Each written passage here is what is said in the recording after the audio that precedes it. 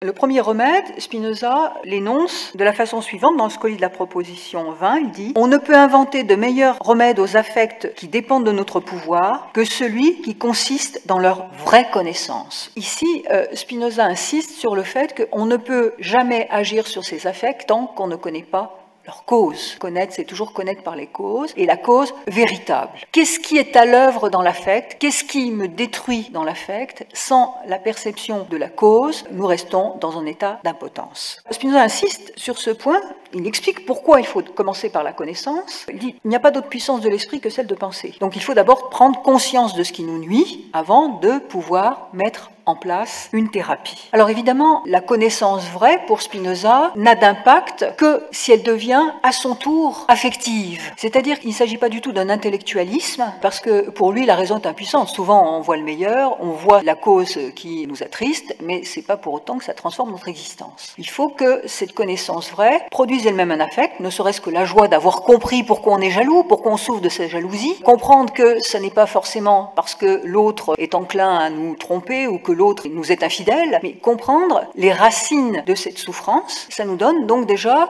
une forme de joie qui peut compenser en partie la tristesse. Mais la connaissance pour Spinoza n'est pas suffisante. C'est pourquoi il va montrer que si on a compris la cause des affects, eh bien il va falloir opérer un travail de séparation par rapport à la cause extérieure qui nous affecte. Alors la cause extérieure qui nous affecte, c'est peut-être simplement une cause prétexte, une cause occasionnelle, c'est peut-être pas la cause réelle de notre souffrance. Mais le travail principal qu'il faut opérer, c'est un travail de dissociation d'avec la cause extérieure qui nous affecte pour pouvoir associer nos affects à d'autres choses. Il faut opérer un travail de déliaison.